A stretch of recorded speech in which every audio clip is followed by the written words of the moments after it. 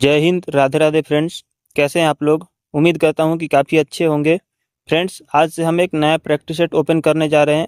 ये practice set आपके SSC में जितने भी एग्जाम्स है 2026 और 2027 में, उसमें जीएस सेक्शन को कवर करने वाला है। इसमें कुल प्रैक्टिस सेट में हम आपका 25 क्वेश्चन लेने वाले हैं जीके जीएस के, जो हिस्ट्री, ज्योग्राफी, पॉलिटी, इकोनॉमिक्स और साइंस हो गया, फिजिक्स, केमिस्ट्री, बायोलॉजी, साथ ही साथ आपका स्टैटिक जीके हो गया। तो इन सारी चीज़ों को कवर करती हुई चलेगी। तो ये एसएससी के लिए आपका प्रैक्टिस सेट रहने वाला है। साथ ही साथ अगर आप बाकी भी किसी एग्जाम की तैयारी कर रहे हैं तो ये उसके लिए भी यूजफुल रहने वाला है। जैसे कि यहाँ पर एसएससी जीडी हो गया, एसएससी सीएचएसएल हो गया, सीजीएल हो गया, यूपीएसआई और यूपी कांस्टेबल। तो इन सारी चीज़ों के लिए, इन सारे एग्जाम्स के लिए ये प्रैक्टिस सेट काफ़ी इंपॉर्टेंट होने वाला है। सो वीडियो को आप लास्ट तक देखना, एंड अगर वीडियो पसंद आएगा तो वीडियो को लाइक कर दीजिएगा, और चैनल पर पहली बार आए होंगे तो चैनल को भी सब्सक्राइब कर लीजिएगा। फ्रेंड्स, ये प्रैक्टिस सेट हर रोज़ आपको 9:30 बजे वीडियो फॉर्मेट में मिल जाएगा चैनल पर। तो आप लोग चैनल को सब्सक्राइब कर लीजिएगा। ज़्यादा देरी ना करते हुए प्रैक्टिस सेट को स्टार्ट करते हैं। और यहाँ पर आपका पहला क्वेश्चन देख लेते हैं। तो यहाँ पर आपका पहला क्वेश्चन है, निम्नलिखित में से किस मौलिक अधिकार को 44वें संविधान संशोधन मौलिक अधिकारों की सूची से हटा दिया गया था? तो जो इंडियन कॉन्स्टिट्यूशन का 44th अमेंडमेंट हुआ था, उसमें से जो आपका जो राइट्स है, उसमें कौन सा राइट्स है जिसको हटा दिया गया था? यहाँ पर समानता का अधिकार, जो कि आर्टिकल नंबर 14 से 18 तक है, वो अभी भी बरकरार है। बाकी स्वतंत्रता का अधिकार बात करें तो यहाँ पर ये भी है, ये भी अभी भी बरकरार है। आपका जो संपत्ति का अधिकार, तो ये यहाँ पर जो है अब उसको हटा, संपत्ति का अधिकार जो है आपका मूल अधिकार से हटाकर कानूनी अधिकार कर दिया गया है। इसमें अगर बात करें तो ये आपका जो कानूनी अधिकार है, तो इसको कोई पब्लिक आपसे छीन नहीं सकता, लेकिन अगर जरूरत पड़ेगा तो गवर्नमेंट जो है वो आपसे छीन सकता है। वहीं बात करें आर्टिकल नंबर 32 संवैधानिक उपचारों का अधिकार, तो ये भी अभी भी उपलब्ध है, ये अभी भी मतलब हटाया नहीं गया है। सो ये आपका प्रश्न नंबर 1 हो गया। बाकी यहाँ पर आगे बढ़ते हैं और क्वेश्चन नंबर दूसरा देख लेते हैं क्या कुछ है। सो क्वेश्चन नंबर 2 है यहाँ पर, निम्नलिखित में से कौन सी नदी अरब सागर में गिरती है? सो ज्योग्राफी से फ्रेंड्स ये क्वेश्चन है। इसमें अगर बात करें तो महानदी है, गोदावरी है, नर्मदा, कृष्णा। तो यहाँ पर आपका करेक्ट ऑप्शन हो जाएगा सी, नर्मदा जो है वो अरब सागर में गिरती है। बाकी जो ये महानदी, गोदावरी और कृष्णा है, ये जो है आपका बे ऑफ बंगाल में गिरती है, जो बंगाल की खाड़ी है उसमें गिरता है। बाकी ये आपका नर्मदा जो हो गया ये अरब सागर में गिरती है। सो ये आपका क्वेश्चन नंबर 2 हो गया। बाकी क्वेश्चन नंबर 3 देखते हैं। क्वेश्चन नंबर 3, आईने अकबरी के लेखक कौन थे? तो ऑप्शन ए बदायूनी है, ऑप्शन बी अबुल फजल है, ऑप्शन सी फैजी है, ऑप्शन डी अमीर खुसरो है। सो यहाँ पर आपका करेक्ट ऑप्शन जो है वो अबुल फजल हो जाएगा। अबुल फजल ने जो है आईने अकबरी लिखा था। बदायूनी की बात करें फ्रेंड्स, तो इन्होंने जो है जो महाभारत का जो है अनुवाद फारसी में किया था। रामायण और महाभारत का जो अनुवाद है, ट्रांसलेशन जो है वो फारसी में किया था, वो बदायूनी ने किया था। तो यह भी आप अपना पॉइंट एक याद कर लेना। बाकी अमीर खुसरो की बात करें तो इनको खड़ी बोली का जनक बोला जाता है। खड़ी बोली का जो फाउंडर है, जो जनक है, ये अमीर खुसरो को बोला जाता है। सो ये आपका क्वेश्चन नंबर 3 हो गया। देन आगे बढ़ते हैं और क्वेश्चन नंबर 4 देख लेते हैं। भारतीय संविधान की प्रस्तावना में समाजवादी और पंथ निरपेक्ष शब्द किस संविधान संशोधन में जोड़े गए? सो ये आपका क्वेश्चन नंबर 4 है, जिसमें समाजवादी और पंथ निरपेक्ष जो शब्द है तो आपका कौन से कॉन्स्टिट्यूशन अमेंडमेंट में ऐड किया गया है? तो यहाँ पर ऑप्शन देख लेते हैं। सो आपका ऑप्शन में ए 24वां है, ऑप्शन बी 42वां है, ऑप्शन सी 44वां है, ऑप्शन डी 52वां है। सो आप यहाँ पर आपका बात करें फ्रेंड्स तो 42वां संविधान संशोधन में आपका ऐड किया गया है। 44वां अभी हमने पीछे देखा, उसमें आपका जो है जो संपत्ति का अधिकार, जो मूल अधिकार था, उसको मूल अधिकार की सूची से हटा करके जो आपका कानूनी अधिकार बना दिया गया है, जो कि अभी वर्तमान में आर्टिकल नंबर 301 में है, 301 क में है। बाकी यहाँ पर ये समाजवादी और पंथ निरपेक्ष शब्द की बात करें तो ये आपका 42वां संविधान संशोधन 1976 में ऐड किया गया था। देन आगे बढ़ते फ्रेंड्स और यहाँ पर 5वें नंबर क्वेश्चन देख लेते हैं। निम्नलिखित में से कौन सा विटामिन जल में घुलनशील है, वाटर सॉल्युबल है? तो यहाँ पर आपका कौन सा विटामिन है जो वाटर में सॉल्युबल है, जो वाटर में घुल जाता है? तो आप ऑप्शन देख लेते हैं यहाँ पर, vitamin A, option B vitamin D, option C vitamin E और ऑप्शन डी विटामिन सी। तो यहाँ पर आपका करेक्ट ऑप्शन जो है वो डी हो जाएगा। जो विटामिन सी है वो आपका जो वाटर में सॉल्युबल है, वाटर में घुल जाता है। पानी में अगर आप मिलाएंगे तो जैसे चीनी हो गया, तो उसी प्रकार से विटामिन सी भी आपका पानी में घुल जाएगा। देन क्वेश्चन नंबर 6 पर बढ़ते हैं। तो क्वेश्चन नंबर 6 यहाँ पर आपका स्टैटिक जीके से है। भारत का पहला बायोस्फीयर रिजर्व कौन सा है? इसमें से आपको बताना है। आपका ऑप्शन नंबर ए है नीलगिरी, ऑप्शन बी सुंदरवन है, ऑप्शन सी नंदा देवी है और ऑप्शन डी आपका मानस है। तो साथ ही साथ आप ये भी कमेंट करना फ्रेंड्स कि ये कौन से स्टेट में है चारों के चारों। तो करेक्ट ऑप्शन आपका जो है वो नीलगिरी हो जाएगा। आपका भारत का पहला बायोस्फीयर जो है वो नीलगिरी है। सुंदरवन की बात करें तो आपका जो है वो वेस्ट बंगाल में पड़ता है। नंदा देवी की बात करें फ्रेंड्स तो ये आपका जो है उत्तराखंड में पड़ता है। वहीं नीलगिरी की बात करें तो ये आपका तमिलनाडु में पड़ता है। तो ये क्वेश्चन नंबर 6 हो गया फ्रेंड्स। बाकी यहाँ पर आगे बढ़ते हैं और क्वेश्चन नंबर 7 देख लेते हैं। तो क्वेश्चन नंबर 7 में देखें, निम्नलिखित में से किस धातु का गलनांक सबसे अधिक है? जो आपका मेल्टिंग पॉइंट होता है वो कौन से मेटल का मेल्टिंग पॉइंट सबसे हाई है? तो ये क्वेश्चन है। इसका ऑप्शन की बात करें फ्रेंड्स तो आपका ऑप्शन ए तांबा है, ऑप्शन बी एल्यूमिनियम है और ऑप्शन सी टंगस्टन व ऑप्शन डी लोहा है। तो यहाँ पर आपका करेक्ट ऑप्शन की बात करें तो आपका सी हो जाएगा, जो कि टंगस्टन है। इसका जो मेल्टिंग पॉइंट है वो सबसे हाई होता है। आपने इलेक्ट्रिक बल्ब में भी देखा होगा, जो पुराने ज़माने के येलो वाला बल्ब होता है उसमें भी जो इलेक्ट्रिक बल्ब होता है उसमें जो उसका जो ये फ्यूज होता है वो टंगस्टन का ही बना होता है, क्योंकि जल्दी मेल्ट नहीं होता है, तो इस वजह से टंगस्टन से ही बना हुआ है। तो फिलहाल ये क्वेश्चन नंबर 7 हो गया। बाकी आगे देखते हैं क्वेश्चन नंबर 8 पर। भारतीय रिजर्व बैंक किस अधिनियम के तहत स्थापित किया गया था? तो आपका कौन सा एक्ट है जिसके अधिनियम के अंदर भारतीय जो इंडिया का आरबीआई है वो उसको स्थापित किया गया था? तो ऑप्शन ए है RBI act 1934, option B banking regulation act 1949, option C companies act 1956, option D finance act 1935। यहाँ पर अगर ऑप्शन एलिमिनेट करने की बात करें फ्रेंड्स तो यहाँ पर कंपनीज वाला तो ऑलरेडी मतलब ऐसे ही एलिमिनेट हो जाएगा। साथ ही साथ फाइनेंस की बात करें तो ये भी एलिमिनेट हो जाएगा, बिकॉज फाइनेंस से इसका कुछ लेना देना है नहीं। वहीं बैंकिंग रेगुलेशन एक्ट और आरबीआई एक्ट में से बात करें तो आपका करेक्ट ऑप्शन ए हो जाएगा। आरबीआई एक्ट 1934 के हिसाब से 1935 में आरबीआई जो रिजर्व बैंक ऑफ इंडिया उसकी स्थापना किया गया था। आप ये याद रखना कि जो एक्ट है वो 1934 का है, लेकिन जो एस्टेब्लिशमेंट है वो 1935 का है। तो ये आप नोटिस करना। तो ये क्वेश्चन नंबर 8 हुआ। बाकी आगे बढ़ते हैं और क्वेश्चन नंबर 9 देख लेते हैं। क्वेश्चन नंबर 9 देखे तो फ्रेंड्स यहाँ पर क्वेश्चन है, दक्कन का पठार मुख्यतः किस प्रकार की चट्टान से बना है? तो ये आपका क्वेश्चन है। इसका ऑप्शन देख लेते हैं। ए अवसादी चट्टान, बी कायांतरित चट्टान, सी आग्नेय चट्टान और डी संगमरमर। तो इसमें आपका जो करेक्ट ऑप्शन है वो आपका सी हो जाएगा। जो आग्नेय है, जो बेसाल्ट है, वही चट्टान से जो है दक्षिणी पठार बना है, दक्कन का पठार बना है। तो यहाँ पर करेक्ट ऑप्शन सी हो जाएगा। देन यहाँ पर आगे बढ़ते हैं और क्वेश्चन 10 देख लेते हैं। सो 10वें नंबर के क्वेश्चन में यहाँ पर दिया हुआ है, निम्नलिखित में से किसे भारतीय पुनर्जागरण का जनक कहा जाता है? सो भारत का पुनर्जागरण का जनक किसे कहा जाता है? ऑप्शन इसका देख लेते हैं फ्रेंड्स। तो इसका ऑप्शन है ए स्वामी विवेकानंद, ऑप्शन बी है राजा राम मोहन राय, ऑप्शन सी है ईश्वर चंद्र विद्यासागर, ऑप्शन डी है दयानंद सरस्वती। तो इसका आपका करेक्ट ऑप्शन जो है ऑप्शन बी हो जाएगा, राजा राम मोहन राय। इन्हें राजा राम मोहन राय को जो है फ्रेंड्स भारतीय पुनर्जागरण का जनक माना जाता है। इनको राजा की उपाधि जो है अकबर द्वितीय ने दिया था। वहीं स्वामी विवेकानंद की बात करें फ्रेंड्स तो इनके बर्थडे 12 जनवरी के ऊपर यूथ डे मनाया जाता है इंडिया में। बाकी दयानंद सरस्वती की बात करें फ्रेंड्स तो इन्होंने भी काफ़ी मतलब इंपॉर्टेंट रोल निभाया है इंडियन मतलब जो मॉडर्न हिस्ट्री है उसमें। देन आगे बढ़ते फ्रेंड्स और आपका क्वेश्चन नंबर 11 देख लेते हैं। सो क्वेश्चन नंबर 11 है, हीमोग्लोबिन में कौन सा तत्व पाया जाता है? Option A calcium, option B iron, option C magnesium और ऑप्शन डी जिंक। तो इसका करेक्ट ऑप्शन जो है वो आपका करेक्ट ऑप्शन बी हो जाएगा कि हीमोग्लोबिन में जो है आयरन पाया जाता है। जो हमारी बॉडी में होता है, ब्लड में होता है ना आयरन, सो वही आयरन पाया जाता है हीमोग्लोबिन में। देन क्वेश्चन नंबर 12 देख लेते हैं।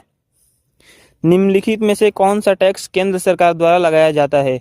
इसका ऑप्शन है यहाँ पर ए जीएसटी राज्य का भाग एस जीएसटी, बी स्टैंप शुल्क, सी सीमा शुल्क, डी भूमि राजस्व। तो यहाँ पर जो है सेंट्रल गवर्नमेंट के बारे में बात कर रहा है फ्रेंड्स। तो यहाँ पर सेंट्रल गवर्नमेंट जो है वो सीमा शुल्क कस्टम ड्यूटी जो है वो सेंट्रल गवर्नमेंट का होता है।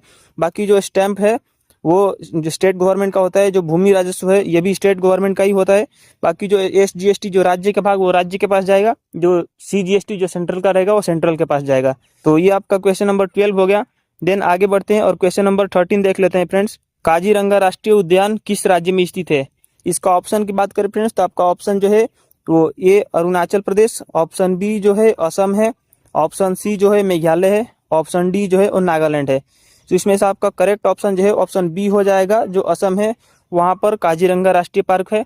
बाकी यहाँ पर अरुणाचल प्रदेश में बात करें तो वहाँ पर जो है नामदफा राष्ट्रीय पार्क अरुणाचल प्रदेश में है। देन क्वेश्चन नंबर 14 की बात करें फ्रेंड्स तो यहाँ पर 14 है, भारतीय संविधान के किस अनुच्छेद में समानता का अधिकार निहित है? तो यहाँ पर जो इक्वालिटी है वो आर्टिकल नंबर में है। तो यहाँ पर ऑप्शन देख लेते हैं, आर्टिकल नंबर 12 to 17 तो इसमें नहीं है भाई, 12वें नंबर आर्टिकल की बात करें तो ये आपका जो है जो समानता का अधिकार है उसके बारे में जो है राज्य को परिभाषित करता है। जो स्टेट का डेफिनेशन है इक्वालिटी के लिए उसके बारे में बताता है। वहीं अगर आर्टिकल नंबर 14 से 18 की बात करें तो ये आपका करेक्ट ऑप्शन हो जाएगा।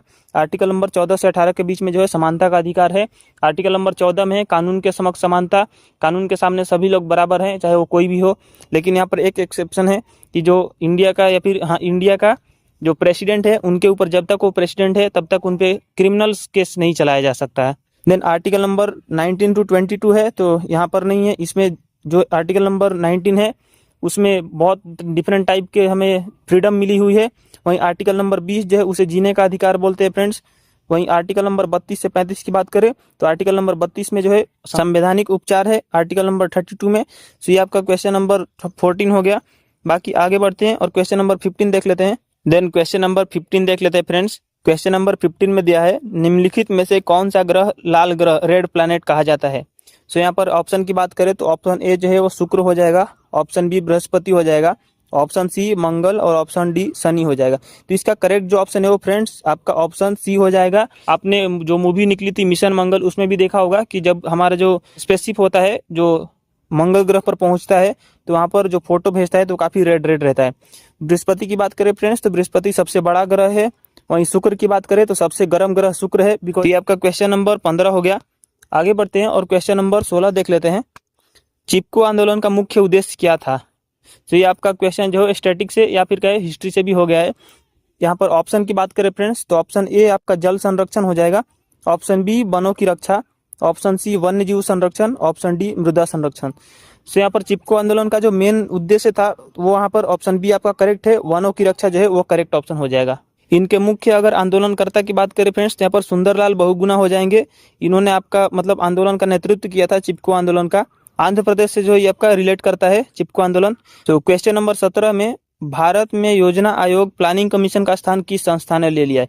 तो जैसा कि आप लोग जानते होंगे कि 1950 में जो है प्लानिंग कमीशन योजना आयोग बना था, जिसे हम पंचवर्षीय योजना भी कहते हैं, जो कि 12 कुल मिलाकर 12 पंचवर्षीय योजना चला। उसका जो है 1 जनवरी 2015 से जो है यहाँ पर नीति आयोग है उसने यहाँ पर ले लिया योजना आयोग का जगह। तो ये आपका करेक्ट ऑप्शन जो है वो नीति आयोग हो जाएगा। या आप कमेंट में ये बताइएगा फ्रेंड्स कि अभी जो वर्तमान नीति आयोग के जो है वो उपाध्यक्ष कौन है, बिकॉज अभी बदल चुके हैं। और इसके अगर अध्यक्ष की बात करें तो जो प्रधानमंत्री होते हैं वही अध्यक्ष होते हैं नीति आयोग के। तो ये आपका क्वेश्चन नंबर 17 हो गया। बाकी अगर बात करें फ्रेंड्स क्वेश्चन नंबर 18 की तो उसे देख लेते हैं। निम्नलिखित में से कौन सा टिश्यू जो है मानव शरीर में ऑक्सीजन का परिवहन करता है। तो ये बायोलॉजी से क्वेश्चन है आपका। इसमें अगर ऑप्शन की बात करें फ्रेंड्स तो ऑप्शन ए तंत्रिका ऊतक, ऑप्शन बी उपकला ऊतक, ऑप्शन डी रक्त ऊतक, ऑप्शन डी पेशी ऊतक। तो यहाँ पर आपका करेक्ट जो ऑप्शन है वो यहाँ पर आपका ऑप्शन सी हो जाएगा। जो रक्त ऊतक है वो यहाँ पर आपका मानव शरीर में ऑक्सीजन का जो है परिवहन करता है। देन आगे बढ़ते हैं और क्वेश्चन नंबर 19 देख लेते हैं फ्रेंड्स। तो क्वेश्चन नंबर 19 है साइलेंट वैली राष्ट्रीय उद्यान किस राज्य में स्थित है। इसका ऑप्शन की बात करें फ्रेंड्स तो ऑप्शन ए कर्नाटक हो जाएगा, option B Tamil Nadu, option C Kerala, option D Goa. तो इसका करेक्ट ऑप्शन जो है वो आपका ऑप्शन सी केरल हो जाएगा। जो साइलेंट वैली राष्ट्रीय उद्यान है वो केरल में है। कर्नाटक की बात करें फ्रेंड्स तो कर्नाटक में जो है नगर होल है। बाकी तमिलनाडु में हमने पीछे वीडियो में देख लिया कि तमिलनाडु में कौन सा है। बाकी आगे बढ़ते हैं और क्वेश्चन नंबर 20 देख लेते हैं। क्वेश्चन नंबर 20 दिया है निम्नलिखित में से किस गैस का उपयोग विद्युत बल्ब में किया जाता है। सो जो कौन सा जो गैस है फ्रेंड्स उसका जो है इलेक्ट्रिक बल्ब होता है उसमें उपयोग किया जाता है। तो इसका करेक्ट ऑप्शन हो जाएगा option A oxygen, option B nitrogen, option C argon और ऑप्शन डी कार्बन डाइऑक्साइड। तो इसका करेक्ट ऑप्शन जो है वो ऑप्शन सी आर्गन हो जाएगा। तो ये आपका क्वेश्चन नंबर 20 हो गया। आगे बढ़ते हैं और क्वेश्चन नंबर 21 देख लेते हैं। सो क्वेश्चन नंबर 21 दिया है भारत का सबसे बड़ा मीठे पानी का झील कौन सी है। यहाँ पर साथ ही साथ आप कमेंट करना फ्रेंड्स कि झील कौन से स्टेट में है, ये भी आप कमेंट करना। बाकी यहाँ ऑप्शन देख लेते हैं। ऑप्शन ए चिल्का झील, ऑप्शन बी वुलर झील, ऑप्शन सी सांबर झील, ऑप्शन डी पुलिकट झील। तो इसका करेक्ट ऑप्शन हो जाएगा friends option number B Wular झील।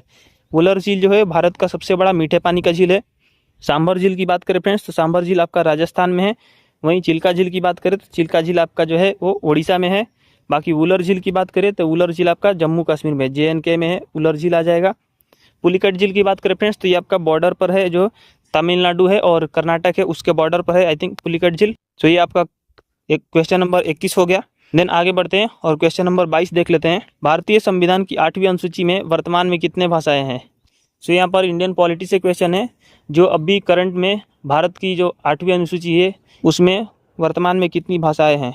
सो इसका करेक्ट ऑप्शन जो है वो ऑप्शन सी 22 हो जाएगा। स्टार्टिंग में बात करें फ्रेंड्स, तो जब संविधान लिखा गया था उस टाइम पे कुल मिलाकर 14 भाषाएं थी, फिर आपका इसमें टाइम पर संशोधन होते रहे हैं। देन आगे बढ़ते हैं और क्वेश्चन नंबर 23 देख लेते हैं। निम्नलिखित में से कौन सा युग्म सही सुमेलित है? तो कौन सा जो मैच द फॉलोइंग है वो करेक्ट है, बाकी 3 इसमें गलत है और 1 सही है, तो इसमें से करेक्ट चुनना है। ऑप्शन ए देख लेते हैं, गिर राष्ट्रीय उद्यान मध्य प्रदेश। ऑप्शन बी, रणथंभौर राष्ट्रीय उद्यान राजस्थान।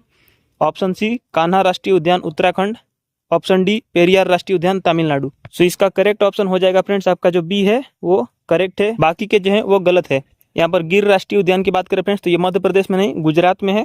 बाकी जो कान्हा राष्ट्रीय उद्यान है वो उत्तराखंड में नहीं है, वो मध्य प्रदेश में है। वहीं पेरियार राष्ट्रीय उद्यान की बात करें तो ये यहाँ पर तमिलनाडु में नहीं, केरल में हो जाएगा। सो यहाँ पर 3 आपका जो करेक्ट रॉन्ग हो जाएंगे। बी ऑप्शन जो है वो रणथंभौर राष्ट्रीय उद्यान वो राजस्थान में है। सो ये आपका क्वेश्चन नंबर 23 हो गया फ्रेंड्स। देन आगे बढ़ते हैं और क्वेश्चन नंबर 24 देख लेते हैं। सो क्वेश्चन नंबर 24 में देखें यहाँ पर, तो निम्नलिखित में से किस धातु का प्रयोग विद्युत तार बनाने में किया जाता है? सो कौन सा ऐसा मेटल है उसको जो है वायर बनाने के लिए यूज किया जाता है? सो यहाँ पर ऑप्शन ए हो जाएगा टीन। ऑप्शन बी आपका तांबा कॉपर हो जाएगा। ऑप्शन बी सीसा कांच हो जाएगा। ऑप्शन डी जस्ता हो जाएगा। सो इसका करेक्ट ऑप्शन जो है वो बी हो जाएगा, तांबा कॉपर। ये तो बहुत बेसिक सा क्वेश्चन है, हम सब लोग जानते हैं। जो कॉपर है वो काफ़ी गुड कंडक्टर होता है इलेक्ट्रिसिटी जनरेट करने के लिए या फ्लो करने के लिए।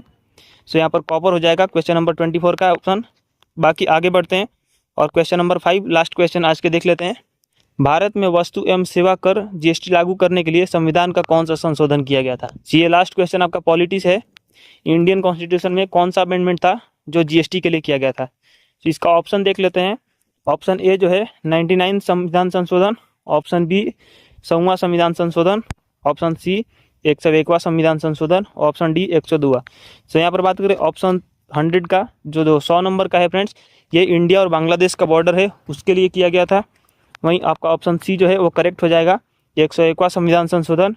सो ये 101वां संविधान संशोधन जो है वो जीएसटी से रिलेटेड है। जीएसटी की बात करें फ्रेंड्स तो जीएसटी आपका इंडियन कॉन्स्टिट्यूशन का आर्टिकल नंबर 279 में है। जीएसटी के अध्यक्ष की बात करें फ्रेंड्स तो आपका जो वित्त मंत्री होती है वो जीएसटी का अध्यक्ष होती हैं। तो ये आज का प्रैक्टिस सेट रहा फ्रेंड्स। कमेंट में आप लोग जरूर बताना कि प्रैक्टिस सेट कैसा लगा, और अगर अच्छा लगा तो लाइक कर दीजिएगा और चैनल को भी सब्सक्राइब कर दीजिएगा। बाकी फिलहाल आज के इस वीडियो में इतना ही।